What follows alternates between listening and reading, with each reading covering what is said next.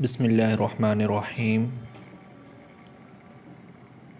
اسلامی سال کا دوسرا مہینہ چل رہا ہے، ماہ صفر المظفر۔ بہت سے احباب نے سوال پوچھا کہ کیا اس مہینے میں بلائیں، مصیبتیں، پریشانیاں آتی ہیں؟ اس کے لیے کوئی وظیفہ یا اس کی کیا حقیقت ہے؟ گزارش ہے کہ اللہ تبارک و تعالی ہی حقیقی متصرف اور مسبب الاسباب ہے۔ ظاہری اسباب میں کسی قسم کا کوئی اثر پیدا کرنے والی ذات بھی اللہ تبارک و تعالیٰ کی ذات ہے۔ کسی بھی مہینے کو، دن کو، وقت کو، جگہ کو منحوس سمجھنا اور اس کی وجہ سے کسی کام کے کرنے کو برا سمجھنا، بدشگونی کرنا، توہم پرستی کرنا شریعت مطہرہ میں جائز نہیں۔ اللہ تبارک و تعالیٰ کی مشیت اور مرضی کے بغیر کوئی بھی چیز انسان کو نقصان نہیں پہنچا سکتی۔ نفع و نقصان کا 100% اختیار اور قدرت اللہ تبارک و تعالیٰ کی ذات کے پاس ہے۔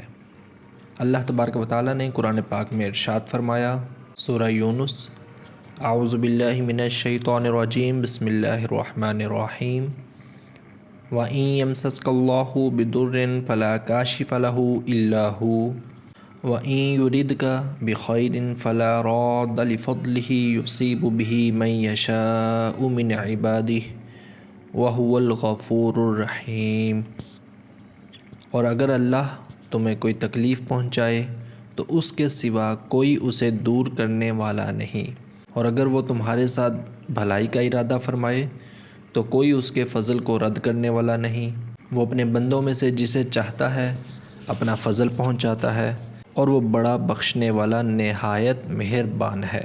اسی طرح سورہ شورى میں اللہ تبارک و تعالیٰ نے ارشاد فرمایا، جو بھی مصیبت تمہیں پہنچتی ہے تو وہ اس بدعمالی، ان گناہوں کا سبب ہے جو تمہارے ہاتھوں نے کمائے، یعنی تم نے کیے۔ حالانکہ بہت سی غلطیاں، گناہ تو اللہ تبارک و تعالیٰ معاف بھی فرما دیتا ہے۔ یہ آیات واضح کرتی ہیں کہ کوئی بھی وقت، دن اور مہینہ برکت والا، عظمت والا، فضیلت والا، رحمت والا تو ہو سکتا ہے، لیکن منحوس نہیں ہو سکتا۔ کسی بھی دن کو نحوست کے ساتھ خاص کر دینا، وقت کو، سال کو، مہینے کو، یہ درست نہیں ہے۔ صفر المظفر اسلامی سال کا دوسرا مہینہ ہے۔ اس کا معنی ہے خالی ہونا۔ عرب زمانہ جاہلیت میں ماہ صفر کو منحوس خیال کرتے تھے، یعنی اسلام آنے سے پہلے۔ اسے صفر المکان یعنی گھروں کو خالی کرنے کا مہینہ کہتے تھے، کیونکہ 3 لگاتار حرمت والے مہینوں یعنی ذی القعدہ، ذی الحجہ اور محرم، اس کے بعد اس مہینے میں گھروں کو خالی کر کے لڑائی، قتل و قتال کے لیے میدان جنگ کی طرف نکل پڑتے، اور اس جنگ و جدال اور قتل و قتال کی وجہ سے بے شمار انسان قتل ہوتے، گھر ویران ہو جاتے، وادیاں برباد ہو جاتی، اور عرب اس بربادی اور ویرانی کی اصل وجہ کی طرف توجہ دینے کی بجائے کہ وہ خود گھروں سے نکل رہے ہیں اور بلا وجہ کی لڑائی جھگڑے، قتل و قتال کر رہے ہیں، وہ اس مہینے کو ہی منحوس اور بلاؤں اور مصیبتوں کا مہینہ قرار دے دیتے۔ یہ مہینہ حقیقت میں نحوست یا مصیبت یا بدبختی یا کوئی بھوت پریت یا کوئی جنات یا پریشانیوں کا مہینہ نہیں ہے۔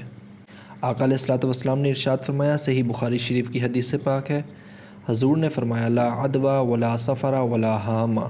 اللہ تعالیٰ کے حکم کے بغیر چھونے سے بیماری دوسرے کو لگ جانے کا عقیدہ، ماہ صفر میں نحوست ہونے کا عقیدہ، اور پرندے سے بدشگونی کا عقیدہ، یہ سب بے حقیقت باتیں ہیں۔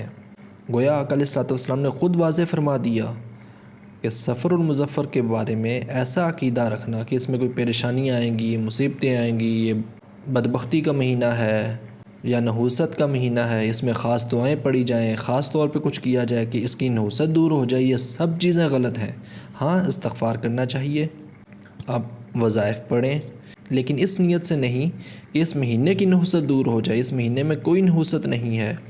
آپ اپنی ہر طرح کی خوشی کر سکتے ہیں، آپ ہر طرح کا نیک عمل کر سکتے ہیں۔ اس مہینے کو نحوست قرار دینا یہ زمانہ جاہلیت کے عرب کا شیوہ ہے۔ آقا علیہ الصلوۃ والسلام نے خود اس بات کی وضاحت فرما دی کہ اس میں کوئی کسی قسم کی نحوست یا بدبختی نہیں ہے۔ اللہ تبارک و تعالی ہمیں شریعت مطہرہ کو سمجھنے کی توفیق عطا فرمائے۔ والسلام.